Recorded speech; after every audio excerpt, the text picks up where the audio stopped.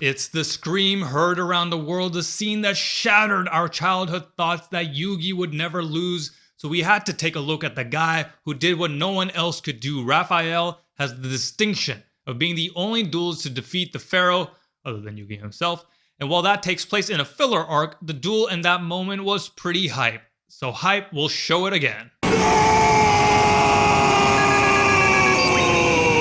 So the Guardian monsters are an archetype that first appeared way back in the set Dark Crisis in 2003, and then were largely forgotten about until the release of Raphael's signature card Guardian Eatos itself in 2009, followed then by Guardian Dreadscythe in 2014. But a lot of Raphael's cards have never been released, so we're going to both revisit those while also trying to bring this super old archetype up to speed. The premise of this deck is in line with Raphael's whole point of making sure that his monsters don't hit the graveyard, or if they do, that they won't stay there for long. This also plays to Guardian Eatos' summoning condition that requires you having no monsters in your grave. We won't actually be designing any more Guardian monsters, primarily because we wanted to use the ones Raphael used due to his connection with them. Instead, the monster support comes in the form of Gardna monsters. The first of which is inspired by the one Raphael uses in the anime, Backup Gardna.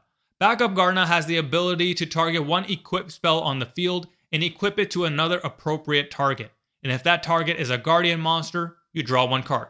It also has the ability to negate an attack by discarding one card, so a beefed up version of the effects it has in the anime. The next one is Defender Gardna, who can summon himself from your hand if a Guardian monster you control is targeted by an effect, and if you do, you negate that effect. It also has the ability to add a Guardian or Eatos spell or trap from deck to hand when a Guardian monster you control is equipped with an equipped spell. Finally, we have Summoner Gardna, who can summon himself from your hand if a Guardian monster you control is sent to the grave by battle or card effect. Then special summon that Guardian monster too. He can also shuffle into your deck to summon a Gardna monster with a different name, whether that be Backup or Defender. Since we're using only the old Guardian monsters, that presents us with quite the challenge since those monsters are so old and so power crept. So it required us to design some pretty powerful spells and traps, starting with a few renditions from the anime. The first is Self-Tribute for the Guardian, a quick play that can be activated when your opponent activates an effect that would destroy a Guardian monster you control. You can pay 1,000 life points, and during that turn, Guardian monsters you control cannot be destroyed. Next is Guardian Rescuer from the Grave, a normal spell that on activation banishes 2 monsters from the graveyard. Then while it's in the grave can negate any attack by banishing a monster from the grave while you control a Guardian monster, and that can be fueled by an opponent's monster as well. Now we get into some purely custom cards, starting with the field spell Realm of the Guardians. On activation, this card lets you search a Guardian monster from your deck. It also has the continuous effect where when a Guardian monster is equipped with its specific equip spell, both that monster and the equip are unaffected by opponent's card effects. Finally, it has the ability to take on the name of a card mentioned on a Guardian monster you can reveal from your hand, which allows you to get around the summoning condition on the old Guardian monsters that require its equipped spell to be on the field to summon. I mean, who designed that? Alright, next up is the Preparation Rites of the deck, aptly named Guardian Rites. This card gives the deck a huge consistency boost by letting you search out for a Guardian monster, then also an equipped spell from your deck or grave that is either mentioned on that monster or mentions that monster. Next we have Call Forth the Guardian, a card that lets you special summon a Guardian monster from your deck or graveyard by revealing it's a specific equipped spell, then you can equip it with that spell. Alright, now we get into the meat of the deck, the various Eatos spells and equipped spells. First up is Guardian Gavel, a card that when equipped to a Guardian monster lets you banish one card on the field until the end of the turn.